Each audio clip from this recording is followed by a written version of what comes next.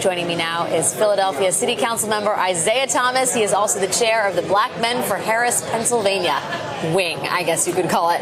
Isaiah, it's great to see you. Thank you for being here. I think for anybody who saw we got supporters here. I thought that was a fascinating event that you were at, that you kind of chaired last night at the barbershop. And I just wonder how you sort of square what we heard last night with what the vice president is saying. She's not sort of talking about sexism in this race, but I wonder if you think that's kind of the secret divide that nobody's acknowledging. I mean, so first of all, thank you for having me. Thank you for being in a great place like the city of Philadelphia.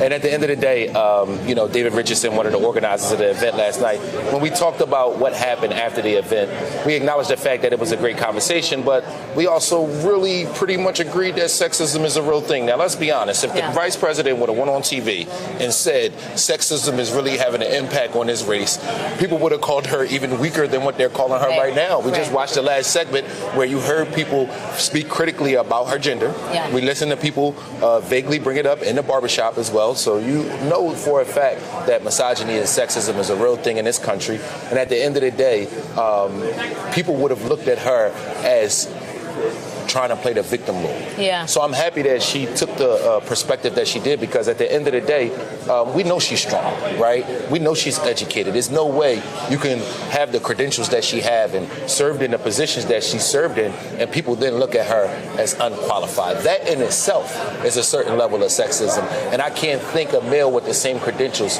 will receive the same criticism. Yeah, it's hard to imagine a vice president would be told he's unqualified for the job. I mean, I do think, she can't acknowledge it. She can't really tackle it directly. So what do Democrats do? One of the things that I thought was really interesting was this Spanish language radio ad that the Harris campaign is taking out, where it's a young daughter telling her dad, who theoretically I think is supposed to be a Trump supporter, Dad, Trump isn't like you. I need you to be with me on this. And that echoes something that Victor Martinez, the radio host, was saying, that, you have all these Latino men, he said, that are going to go out the door and say, I'm voting for Trump. But their wives and their daughters and their mothers are going to be like, you're not voting for Trump. Are you serious?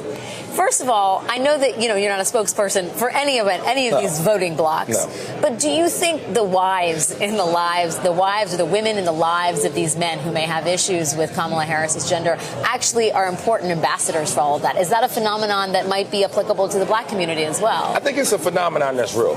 And I think at the end of the day, the reason why we're seeing this play itself out is because of Roe v. Wade.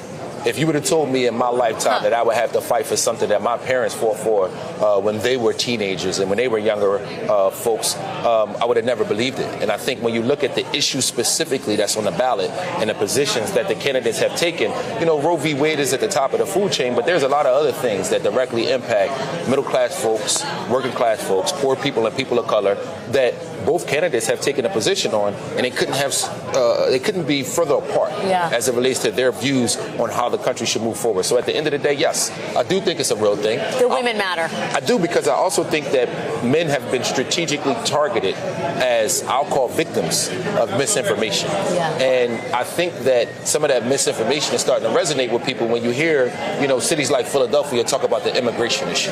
When you hear cities like Philadelphia, communicate things that aren't necessarily relevant to the things that we're dealing with on a daily basis. And that, to me, is a product of misinformation that's been presented to people via social media, via ads and things of that capacity to try to put folks in a position. And you heard it even at the barbershop the other day when people were talking about concerns that they have that were actually Trump policies that was done during the Trump administration, but the commercials tell them it was the Biden-Harris administration, and they go on to believe it. One of the things that was said last night in the barbershop is that I think is one of the city council folks, black people in general are very relational people. Black men are even more relational, and I think one of the hurdles that Harris has is black men saying, I don't know you like that. Can you respond to that? How does she get over that? And she has less than 2 weeks to go. So I don't think that that's an issue that's specific to her.